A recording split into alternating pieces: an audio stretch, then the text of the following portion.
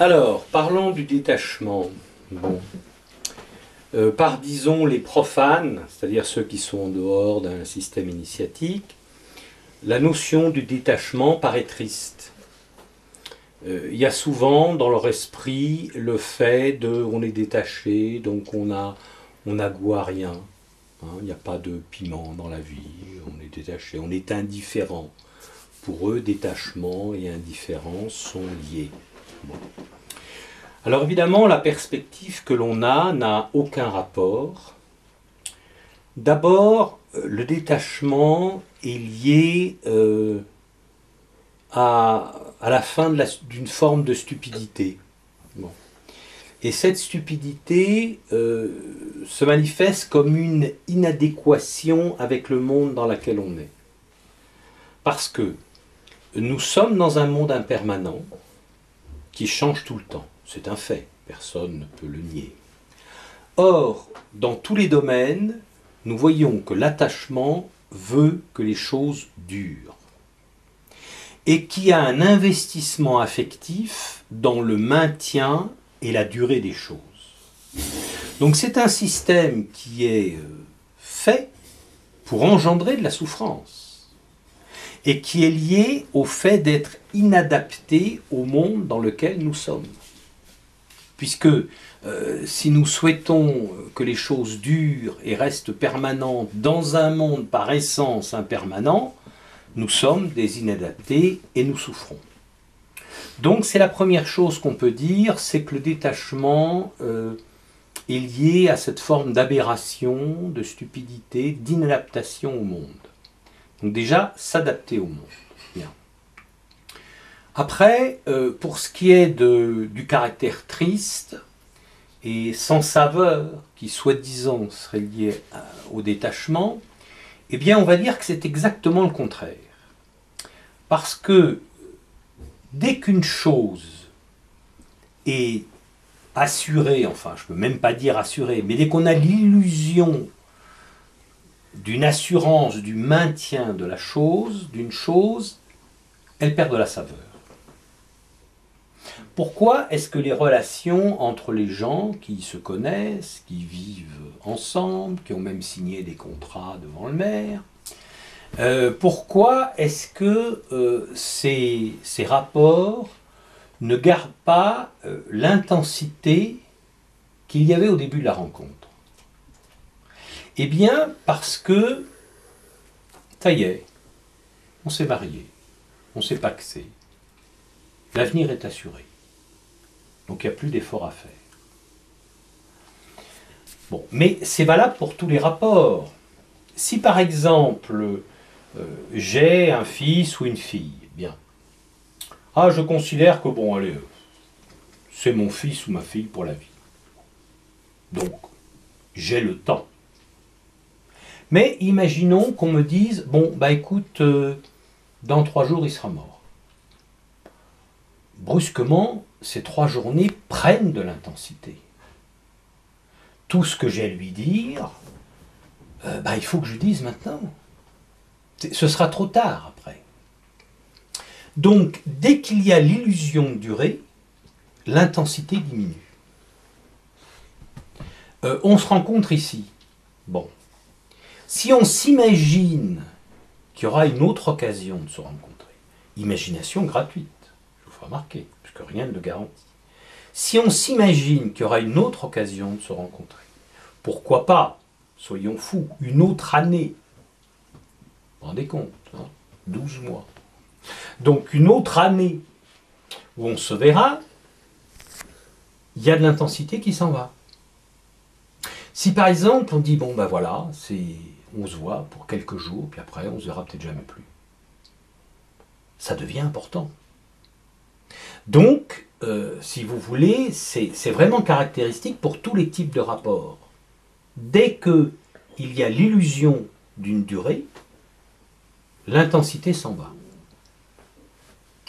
Donc, si chaque jour est un nouveau jour, chaque jour une nouvelle vie, demain n'est pas garanti, si par exemple je vis avec quelqu'un et je dois lui montrer de l'affection, je dois dire certaines choses, communier avec elle ou lui d'une certaine manière, ben c'est aujourd'hui, hein, il n'y a pas de demain garanti.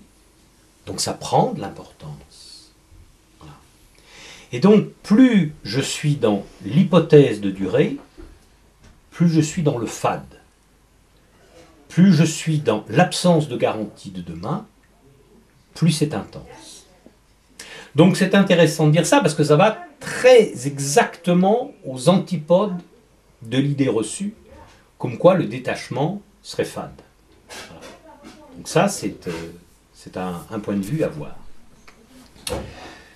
La notion de durée, de pseudo-durée, parce que d'accord, vous allez me dire, ah bah t'exagères, oui, bon, bah, les gens ne meurent pas tous les jours. Oui, je suis d'accord, ils ne meurent pas tous les jours, enfin ils meurent quand même, on est d'accord. Bon. Donc, il y a bien un moment, ils finissent par disparaître. Bon. Et que plus je suis dans la projection, plus je vois les gens au travers. Parce qu'il y a aussi, j'allais dire, je vais passer après à ce que je voulais dire, mais prolongeons un peu sur la notion de durée et de projection. C'est-à-dire que si je n'ai pas cette illusion de permanence, si chaque journée est neuve, et c'est peut-être la dernière, ceci dit, sans angoisse, j'accepte parfaitement que ce soit la dernière. Mais du coup, ben, je vais essayer qu'elle soit bien remplie. Hein, ma dernière journée sur Terre, je veux que ça soit une bonne journée. Hein, je n'ai pas à mettre à plus tard. Et donc, cette notion de permanence va également pour l'ego. Parce que, comme l'ego n'existe pas, en fond il n'existe pas, il n'y a pas d'endroit dans le corps qui soit un siège de l'ego, sinon vous pensez bien qu'on serait devenu chirurgien pour vous le retirer. Donc il n'y a pas un siège de l'endroit, il n'y a pas un siège corporel de l'ego, et il n'y a pas un siège psychologique non plus. Parce que si vous avez les pensées qui jaillissent, puis si vous commencez à observer, dire bon bah où ça se trouve là, le siège de ce je qui s'attribue tout le reste, l'attribue le corps et les pensées, les sentiments, où est-ce qu'il se trouve? On ne voit rien. Puisque la vie psychologique, c'est une succession, là encore, de choses éphémères qui changent sans arrêt. Alors, comme l'ego est un mensonge, il cherche la durée dans les choses extérieures, et de ce fait, il se voue la souffrance, et il cherche la durée dans l'attribution de qualités psychologiques. Mais de qualités psychologiques qui dureraient, là aussi, qui seraient permanentes. Hein? Alors, ça peut même, vous avez des systèmes comme l'astrologie ou autres qui vont renforcer ça. Ah ben moi je suis un poisson. Ah. Bon, je ne vais pas bien avec les béliers. Bon. N'oubliez pas qu'en Chine, il y a quand même encore pas mal de gens qui se marient après avoir consulté l'astrologue. Et que des gens très amoureux refusent d'être ensemble parce que l'astrologue n'était pas d'accord. Bon, voilà. Bon, alors donc, si vous voulez, l'avantage de ça pour un ego, c'est qu'on a une qualité. Je suis serpent, je suis bélier, hein, je suis ceci, je suis... Bon. Alors, je suis du signe du feu, je suis ascendant ceci, bref. Et alors, on a comme ça des qualités fixes. La même chose, par exemple, pour ce que vous manifestez. Imaginons, allez, il y a un feu, vous êtes marché dans une rue, il y a un feu, et dans le feu, on entend un enfant crier au secours. Bah, vous prenez votre courage, vous vous entourez éventuellement la tête d'un tissu, et vous allez, vous tirez le gosse des flammes, vous le ramenez. Bon. Ça a été un acte de courage. Dans la mesure où vous avez eu peur. Si vous avez fait ça sans avoir peur, soit pour des raisons gnostiques, soit pour des raisons d'inconscience psychologique, il n'y a pas eu de courage. Il y a courage lorsqu'on surmonte sa peur. C'est la définition psychologique du courage. Donc imaginons, vous avez surmonté la peur, vous avez sauvé l'enfant. Vous avez été courageux pendant la durée de l'acte. C'est tout. Le courage a disparu dès que l'acte était fini. En sortant de là et en trouvant les pompiers ou les secours qui étaient arrivés entre-temps, ben vous n'êtes plus courageux. Vous êtes peut-être fatigué. Hein, des fois, la décharge d'adrénaline crée une fatigue en contre-coup. voire même dépressif, ou au contraire orgueilleux, très fier de vous-même, vous posez devant les journalistes, etc. Bon. Mais vous n'êtes plus courageux. Or, ce qui plaît énormément à l'ego, c'est que s'il y a eu des journalistes, on va vous prendre en photo, et vous allez avoir une médaille. Du coup, vous allez devenir fictivement courageux toute votre vie. Je suis un homme courageux. Bon, ça a duré 10 minutes. Non, soyons raisonnables. Bon. Et d'ailleurs, il n'y a pas de garantie pour que dans une autre circonstance, vous soyez également courageux. On voit bien qu'il y a des gens qui, en une circonstance, sont courageux et en une autre sont lâches. Ça arrive. Donc, il n'y a rien de stable. Alors, vous savez, l'ensemble des sentiments que l'homme se prête, comme ça, y compris ceux de la culpabilité, d'ailleurs, tout ça, ce sont des illusions, comme s'il y avait une entité stable, avec des qualités définissables, que l'on peut étudier par l'astrologie, la graphologie, ou je ne sais quoi, ou la morphogonomie, enfin bref, peu importe. Et donc tout ça, c'est stable, c'est fixe. Là-dessus, on peut s'identifier. Si par contre, vous devenez attentif, et donc lucide, vis-à-vis de la vie psychologique, vous constatez que rien ne dure, et que vous pouvez être généreux le temps de faire un chèque à une association charitable et en raison du montant de ce chèque de renoncer à une partie ou la totalité de vos vacances. Donc vous pouvez être charitable et généreux le temps du chèque et 3 minutes plus tard avoir une pensée égocentrique, mesquine, égoïste. C'est la vérité. Non, non, je suis généreux. Et au fond, la compensation psychologique de se donner le label fixe de générosité vaut bien un chèque de temps en temps. Hein. C'est la façon dont vous achetez une image de vous-même. Et beaucoup de gens achètent comme ça des images d'eux-mêmes. Tout ça, c'est l'illusion qu'il y a des choses fixes. Alors, laissons toutes ces illusions et voyons ce qu'il y a. La réalité, c'est que ça bouge tout le temps. Alors, vous voyez les ravages que fait la culpabilité. La personne a fait, allez, une grosse bêtise. D'accord. Bon, mais 1 heure après la bêtise, c'est fini. Hein. C'est fini. Il n'y a aucune possibilité de récupérer ça. Et non. Et on met en rôle la culpabilité. Ce qui veut dire que l'ego se nourrit de l'illusion d'images fixes, mais pas forcément d'images favorables. Et c'est là où on est bien dans un processus un peu mécanique et dépourvu d'intelligence. Parce que l'ego ne s'identifie pas qu'à « je suis courageux, je suis généreux ». Non, non. Il s'identifie aussi à « je suis un pauvre type, je suis incapable d'y arriver, j'ai jamais réussi dans ma vie, il n'y a pas d'espoir ». C'est fixe aussi, tout ça. Voyez-vous ? Donc, comme c'est dépourvu d'intelligence, il s'identifie à n'importe quoi. La seule chose qui compte pour un ego, c'est d'avoir une illusion d'existence. Et la seule chance d'exister, c'est de ne pas voir la réalité qui change tout le temps. Donc, d'imaginer des caractéristiques fixes. Donc, comprenez, il faut voir tout ça, parce que c'est quand même le réel. Hein ? C'est quand même d'instant en instant que nos états psychologiques changent. Hein. Voilà. Donc voilà, c'est à voir ça. Hein. Voilà donc ce qu'on peut dire sur le détachement, parce que ça participe au détachement, que l'univers entier bouge, que rien ne reste, qu'au niveau psychologique aussi, eh bien on est détaché. Voilà. Et d'ailleurs, quand on devient conscient de ça, de ce changement perpétuel, à quoi pourrais-je m'attacher ? Puisque ça y est, les choses se terminent. Donc je ne peux pas à la fois chercher à ne pas avoir de poids, ne pas avoir le poids du passé sur les épaules, mais en même temps vouloir m'attacher aux choses agréables. Je lâche prise vis-à-vis de l'ensemble ou pas du tout.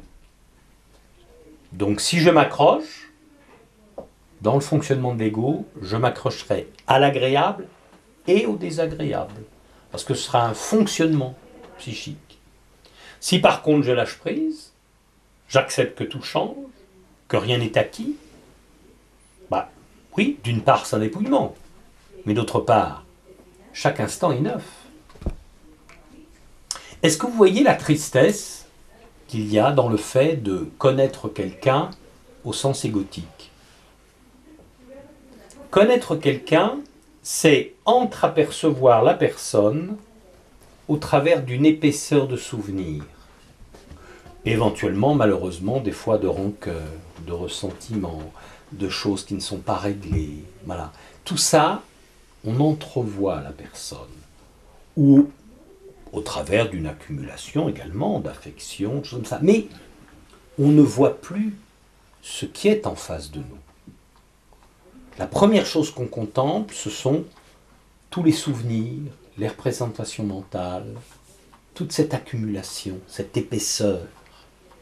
Et on ne voit même plus le visage, l'expression. On ne découvre plus la personne. C'est extrêmement triste. Donc, si chaque jour est une nouvelle vie, chaque fois c'est nouveau, je regarde. Enfin, je vois et j'entre en contact. D'autre part, le passé est mort. Bon, ok, on s'est engueulé hier soir. Ben, c'est fini. Il y a longtemps que c'est mort. c'est irrécupérable. Hein? Au lieu que ça, les gens se réveillent le matin avec l'épaisseur de ce qui s'est passé la veille. C'est fini, c'est mort. Donc il faut lâcher prise. Et si on lâche prise, on a une vie neuve. Alors, le summum du détachement, c'est quand on n'a même plus de mémoire.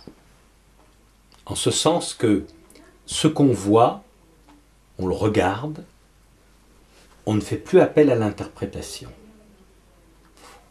On fera encore appel quand ce sera nécessaire, quand on voudra, pour des raisons pratiques. La mémoire reste dans un coin, ce n'est pas annihiler la mémoire. C'est simplement ne plus utiliser la mémoire pour voir, pour écouter, pour sentir. Parce que quand j'utilise la mémoire, je mets une étiquette mentale. Donc, voyez-vous, j'entends le bruit et je dis « Ah, le chien du voisin aboie. » Bon, c'est neutre, c'est pas intéressant. Imaginez que ça soit la première fois que vous entendez un chien. C'est quand même bizarre, ce bruit-là, qui se répète, avec des variations, d'intonation différentes. Et donc, vous écoutez comme si c'était la première fois.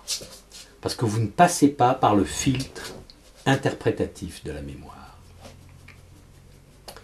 Donc voilà, vous saurez que c'est le chien du voisin quand ce sera nécessaire. Mais l'écoute, le fait de regarder, sans faire appel à la mémoire, c'est une vision neuve.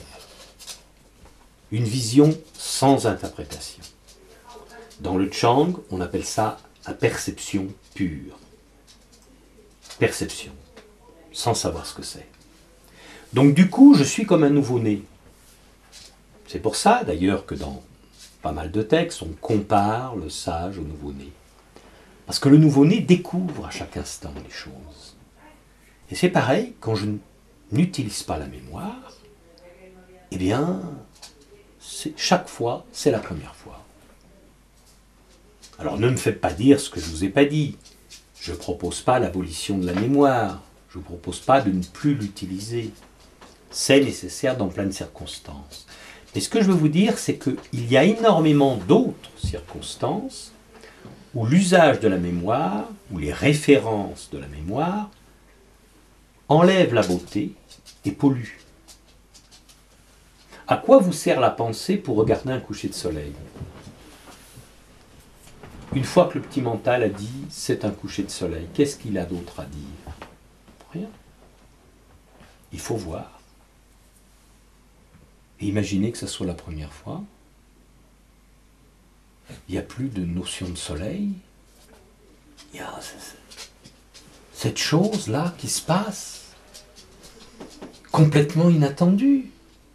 D'où ça vient?